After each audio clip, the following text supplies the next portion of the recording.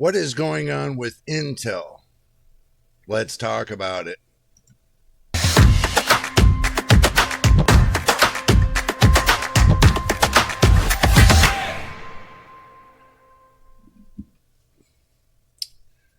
Well, good morning, good afternoon, good evening, everybody. Welcome back once again to JJ's PC Build. You know what it is, JJ with you once again. Intel's in some very deep waters and very deep times. And, you know, I know it's been a couple days since I made a video, but I was taking a break. I went out to Arizona and, you know, took a couple days off and kind of had to take care of personal things, but we're back once again. And don't forget your drinking snacks, by the way. And yes, it's the Prime that's in the cup. I'll make sure I get you guys another can of it, which I do got a can of it, so let me get the can of it and I'll be right back. And I'm back. See, I told y'all I was going to have the Prime. We got some more Prime for you once again. It's not an advertisement because this is only like 75 cents a can. It was on sale. It's a drink. There it is, Prime. Not advertising. We all know the situation with the Raptor Lake 13th and 14th gen. We all know that. The certain SKUs, they've come out and they've announced that these certain SKUs have a microcode issue. If it's a microcode issue, fine. They said they're going to fix it, fine. Motherboard manufacturers said they're going to implement a new BIOS to fix the microcode issues temporarily until Intel comes out with the final fix. So, a lot of people are recommending update your BIOS for your motherboard. So that way in the future, you don't have any issues. This is what they're implementing. Will it fix it and it's just a temporary fix? Fine. Will Intel fix it all the way? Time will tell. So, if you need a fix, there are plenty of instructions out there, and the basic instruction is go to your motherboard manufacturer, make sure you got the latest BIOS in your system, and follow all the recommendations when you go inside your BIOS for Intel. Now, AMD, on the other hand, doesn't have that problem. So, am I really recommending Intel? No, not at this time. If you're going to go out and buy a whole new setup, I would suggest stay with AMD at this point until this microcode issue's fixed. But even when it gets fixed, they're still going to be coming up with the next generation. This microcode issue might delay Arrow Lake. I have a feeling it might. And you all know me with my feelings, and my feelings usually right. So I have a feeling, and let me open up the Prime and pour it in the cup so you all see that I'm drinking the Prime. There we go. And we mix it with the electrolytes, and we water it down a little bit. Yeah, I water it down for the fact of taking the carbonation out of it. Ooh, got splashies. A lot of splashies.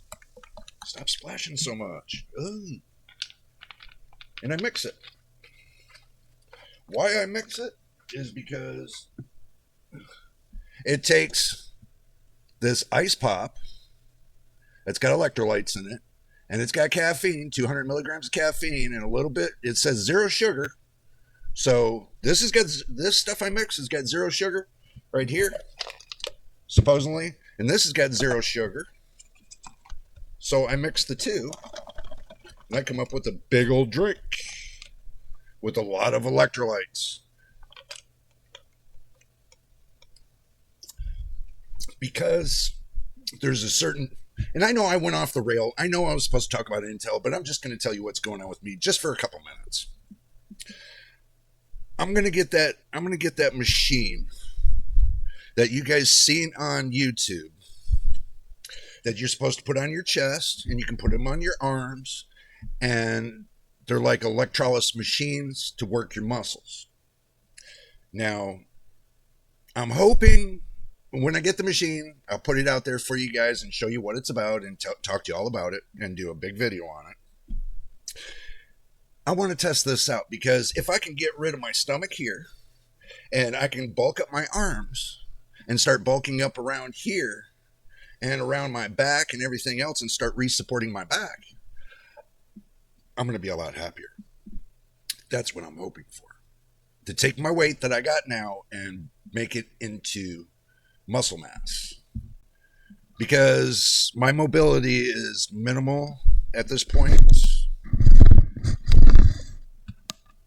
Because I struggle with a couple things, but anyhow, let's get back to Intel.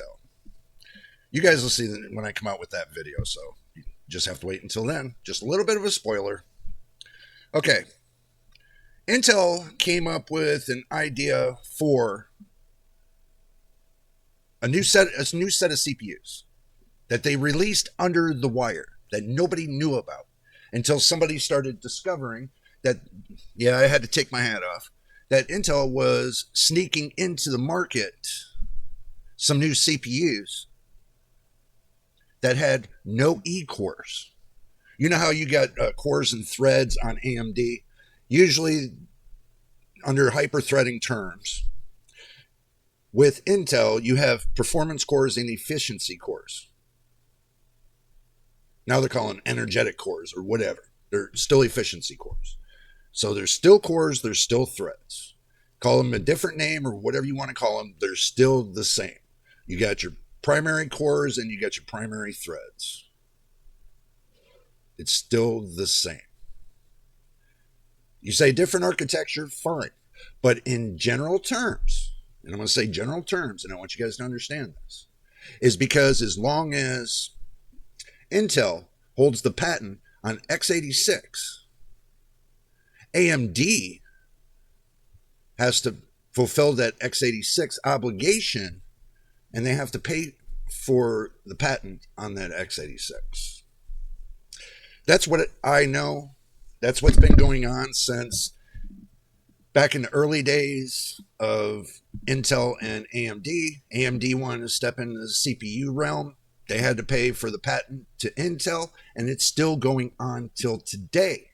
Even today, they're still doing the same thing. So the general purpose of your processors, the general purpose, AMD and Intel is still on the same patent. So that means they're still within the same general architecture. So they get their spin on the architecture, but they're still within the same realm of the architecture because of the patent. Until AMD comes out with their own patent on their own x86 CPU, which I know you guys are going to say, well, they already did that. Yeah, right. I haven't heard nothing on that yet. That'll be something that's new to me because I haven't seen a patent that come out new, that revised, that broke Intel and AMD apart. As long as Intel is on x86 and AMD is on x86, they're still linked into the same patent. So that means they're still linked in the same general architecture. Even though that they changed the architecture a little bit, they're still x86. They still have the general purpose microcoding. So how, and I'm going to get to the point of this, how Intel can screw up their own microcoding is beyond me. You don't see that problem with AMD CPUs. You don't see them screwing up their microcoding. They do once in a blue moon. Once in a blue moon, you will have that problem.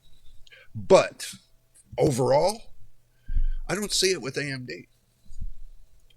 Not bashing Intel. Intel needs to take a step out of AMD's playbook and kind of implement the right microcodes to their processors. Every time they put something out, there's always an issue with it. Don't feel bad. AMD had their issue too with the X3D processors. They had that issue as well. Is because in the beginning, they had the problem with people overpowering them and them catching fire. And motherboard manufacturers not catching it and putting standards to set it to where it won't go above its max.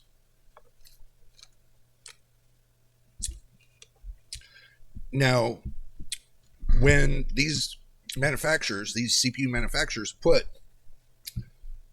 their frequency to this much and this much, you got your base and you got your boost.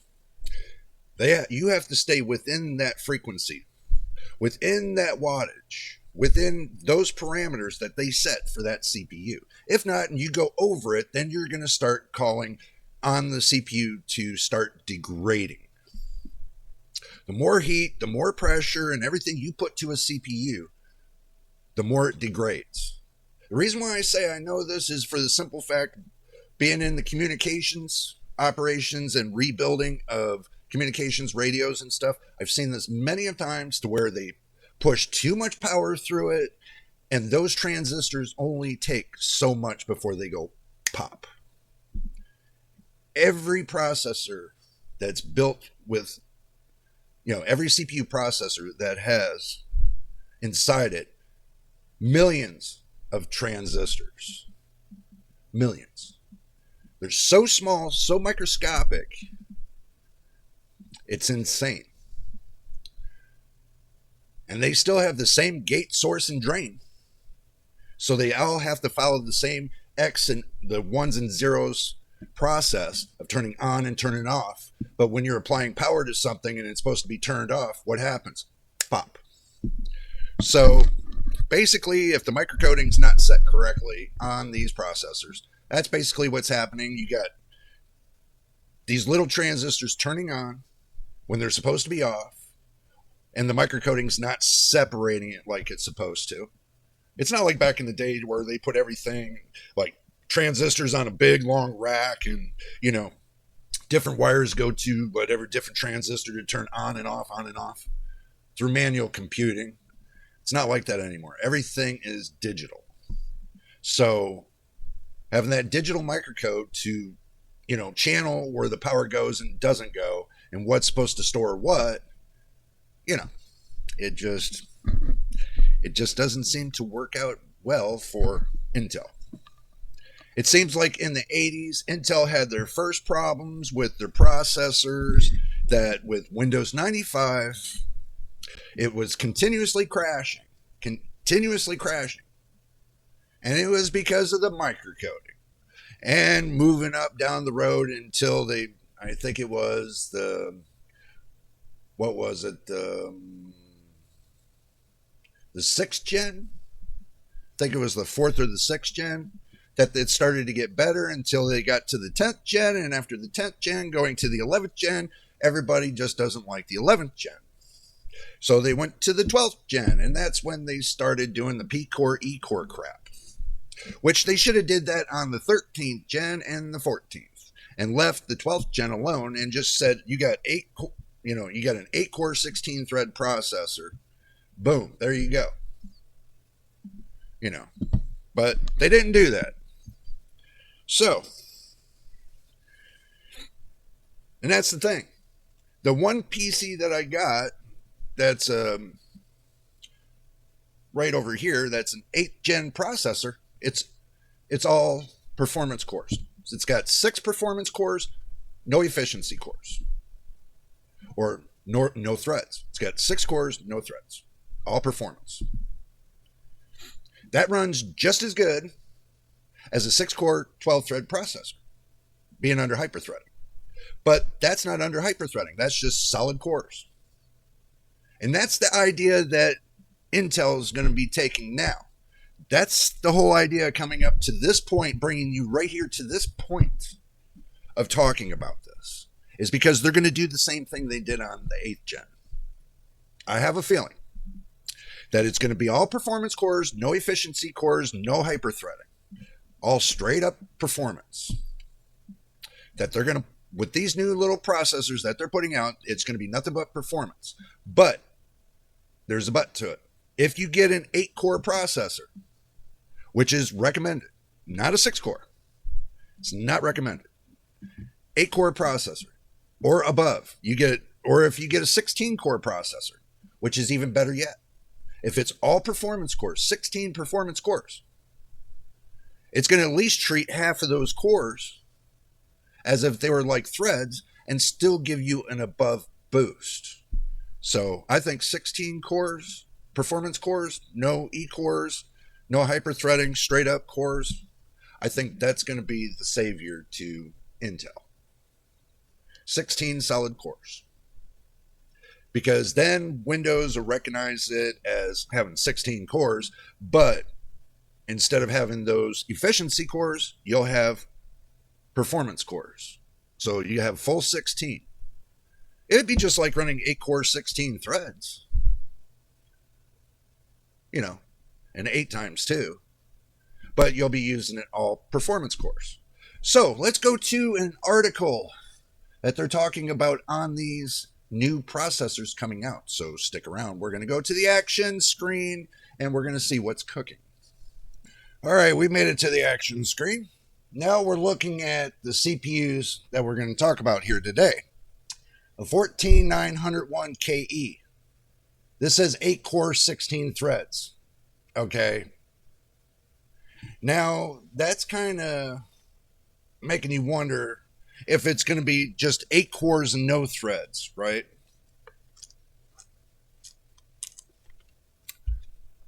From what's being stated, that I'm hearing that they're going to be putting these out with no threads. So just say 8 cores. It'll have the base clock of 3.8 gigahertz, a boost clock of 5.8. It'll have 36 megs of L3, 16 megs of L2, 125 watt TDP, and it'll also probably have 770 UHD graphics. So let's see if we can do this a little bit faster. Basically, it looks like they're all going to have UHD graphics. Now you get the i9-14901KE, has 8 cores. It'll have 5.6 gigahertz on the boost, 36 megs of L3, same as this one up here, the KE model. Oh, hold on. I forgot to do something. I know. Y'all are going to be mad at me if I don't do it. Blow it up. Big cursor. There you go. Okay, so the 14901E, 5.6, 36 of L3, 65 watts. 14901TE, they're going to have a TE version. 8 cores, 5.5 gigahertz, 36 megs of L3, 45 watts. Something tells me that, this might, if that's going to be 45 watts, that's going to be like almost like a laptop version. But look at the base clocks. They're dropping.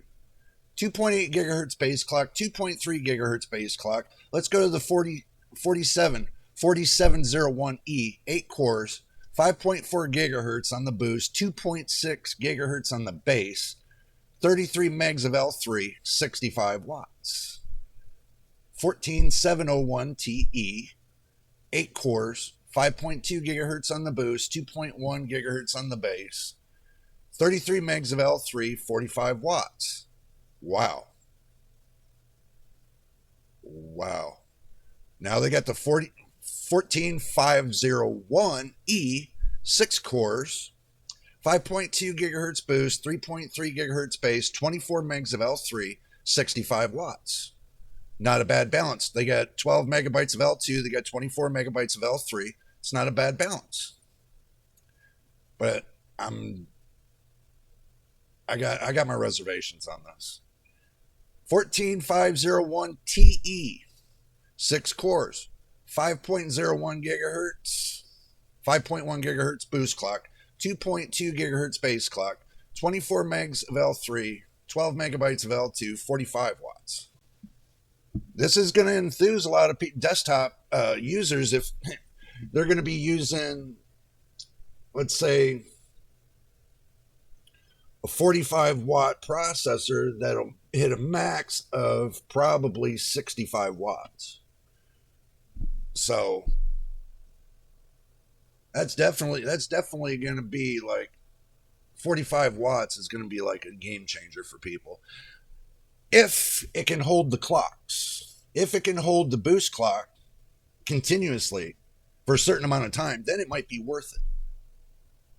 But moving on, i5-14401KE or 14401E got 6 cores, 4.7 gigahertz on the boost, 2.5 gigahertz on the base, same amount of cache, 65 watts. And all of these look like they're going to have integrated graphics on them.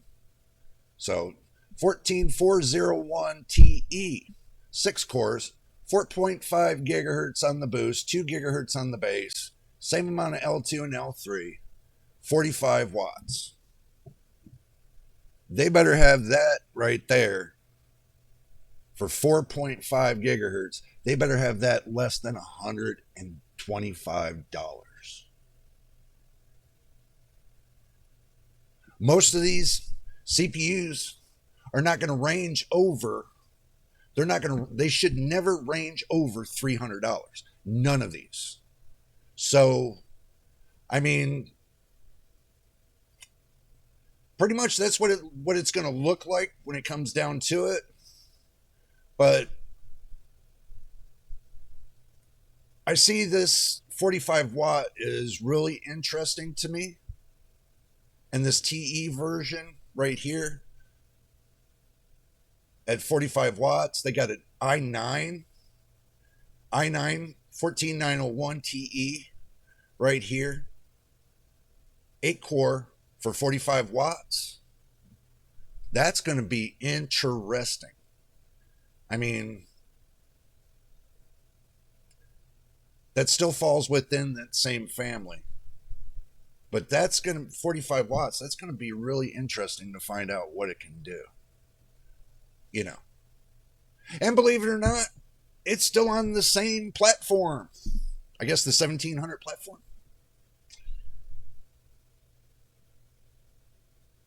Let me make sure. I'm going to make sure before I even go any further with this, because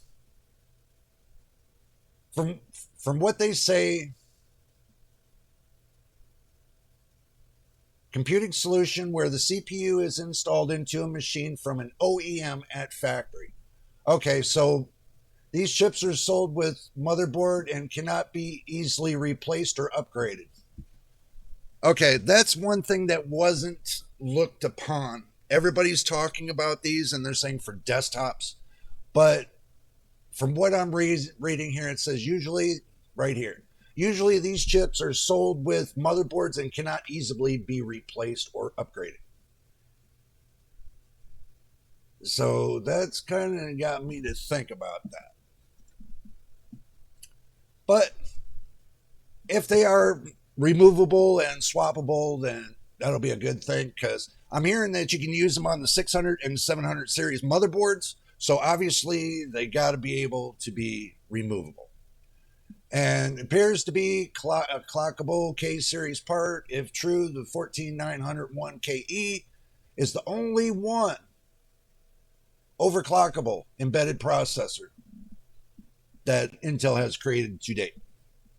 The 14901KE. Then if that's the case, then the other ones are going to be non-overclockables, and they're going to be set onto a different motherboard, which you can get a 620 pretty cheap, you know, if you want a 620 motherboard. But truthfully, I'm going to tell you, to be honest with you, anytime you get a processor, make sure it's unlocked. Because later on down the road, you probably want to be able to do a little bit of overclocking and learn how to do it and everything else. So you have a better advantage and a better pathway forward for the future if you go unlocked. Getting the locked processor is like buying a PC from Hewlett Packard or Livono or Dell that's locked. that has a lock BIOS. And when you're doing DIY, do-it-yourself PCs, you don't want that. If you do, then that's your choice. Then, you just enjoy, just one-click turbo. That's all that's really in the BIOS. And, and the thing is the motherboard manufacturer, let me pull you guys to the main screen. The thing is, and I'm just going to put my final finale on this. The thing is this. Motherboard manufacturers, when you buy lock processors, have the ability to set the parameters the way they want them to be set, not the way you want them to be set. They give you stock parameters. So basically, so the processor stays stable, they set you all on a locked settings. So this CPU can't go above. It only can go right to the point of max or right to the bottom of base. Base to the max boost. That's it. As far as performance-wise, yeah, you can get a little bit of performance out of it, but my experience, locked BIOSes and, because back then in the 80s, what we did was we had programs to where we can go into the motherboard manufacturer of these OEM companies and go underneath and change little settings, BIOS settings that we can, back then. But they caught on to it, so they locked us out from that. Until that, you got people that gotten smarter to where, these EFI motherboards are basically you're locked in with their programming, and unless you know the coding to their BIOS in order to get in there and change any of the settings for a locked processor, which is possible, and don't think it's not, because I've heard many people say to me, Jay, how can I do this? Well, if you go on GitHub, I'm sure there's a program that will take and get you underneath the BIOS and get you right into the settings of the BIOS through Windows, and you'll be able to change the setting, the milliseconds, the nanoseconds of some settings to give you better performance. There is a way. But it's been a long time since I've done that. So I'd rather have, and make my job and make my life a lot easier, to be honest with you guys, I'd rather have an unlocked BIOS. Unlocked, like all the damn processors I got here, all the processors I got here are all unlocked. None of them are locked. Even the G series, the 5600G is unlocked. So having that advantage of unlocked processors, even a 5600G, I could still up the performance on a 5600G and run it close to, and I know you guys are going to say, well, it doesn't have enough cache. Well, you can get around that too. Doesn't have to have enough cache, because guess what? Let me give you a little insight. You don't use all your cache on your CPU. You're only using a portion of it. So don't think you're using all of it. So there is ways to get around that and use a portion of it, because you're still going to need a portion of it for other things, other switching programs. So you're not using all of your cache. You might use the maximum of 16 to 24 megs. Hate to break that news to you. So, getting to that point, and for you to understand, I want to know in the comments below what you guys think of these new CPUs that are going to be coming out that I just showed you a chart on. You can go back through the video and look at the chart and research it yourself. And I'll make sure I put a link of the article that I found that on in the description below. You'll have a link to it. You can go look at it yourself and see what's going on there. So, but my conclusion is this. I think that it was a good idea if they did 16 core processors and 24 core processors, all P cores, no E cores, all performance. If they do 16, 24, and 32, those are going to be the honeypots of all performance cores. If they want to get rid of hyperthreading, fine. Make it all performance cores, get rid of those efficiency cores. Make it to where all programs have the same access to these cores. Eliminate all the headache, eliminate all the BS, get rid of it all, and just start from fresh and just make all performance cores.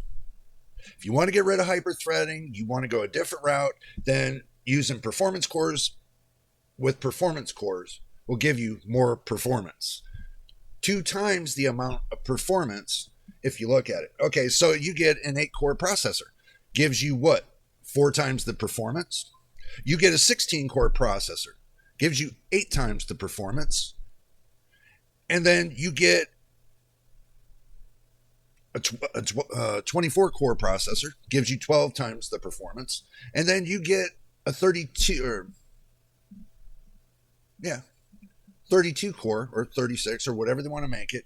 And then, you get 16 times the amount of performance. If you don't want to use hyperthreading, that's understandable. But if you want to do it right, then do processor with none of these little efficiency cores.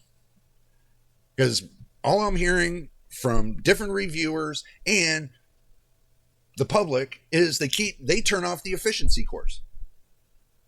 They even gotten to the point to where in the BIOS they turn off all the efficiency cores, reinstall Windows, and guess what? Now Windows is set just to the performance cores. That's it. So if they're using a 16-core processor, that's all performance, and they redo their Windows and they reinstall Windows, and it's set just to those performance cores, guess what? They're going to have a better time with their processor than they are with the efficiency cores. So people are doing workarounds, if you're wondering. Just throwing that out there to you all because I heard it today and I'm passing it along. I hear that people are doing that. They're taking, 16-core processors, turning off the efficiency cores, reinstalling Windows, and have it just locked into the performance cores. So I've heard that. Doesn't mean I've tried it because I don't have a 16-core Intel processor CPU. If I had one, I would try it myself, test it out, and see if what they're claiming is real. So take it with a grain of salt, just letting you know. Until you test it yourself, take it with a grain of salt. And if you do and you find out that works for you and it works twice as good as you thought it would, then leave a comment down below. Let me know what your findings are. And yes, in time, I will get an Intel processor as soon as they fix the frickin' microcoding. I'm waiting. I'm not going to buy a processor that's going to be a dud. Why would I buy an Intel processor that's a dud? I can buy an AMD processor and be happy with it. I have a few Intel processors, but I don't have that microcoding problem on those processors. So that's because they figured out the microcoding issue for those processors back then. Now with, your 13th and 14th gen, I guess they just didn't learn. But anyway, if you made it to the end of the video, and we'll have more on this, so time will tell. We'll keep you updated and let you know what we find. But if you did make it to the end of the video, like I just said a few minutes ago, now I'm repeating myself, make sure you subscribe, put a like on the video, this one, and hit that notification bell so you know when we post the next video. And before we go, I want to thank all the new subscribers we've gotten. Welcome to the family. Welcome to the community. And do remind you, if you want to become part of our Discord family,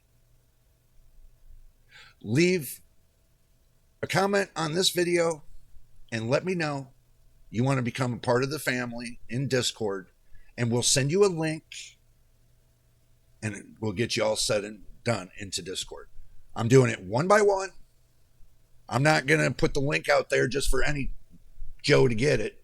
I'm bringing in everybody one by one, getting to know everybody, and working that way. So, but anyway, until the next time and the next video, you know it is, and we will see you on the next one.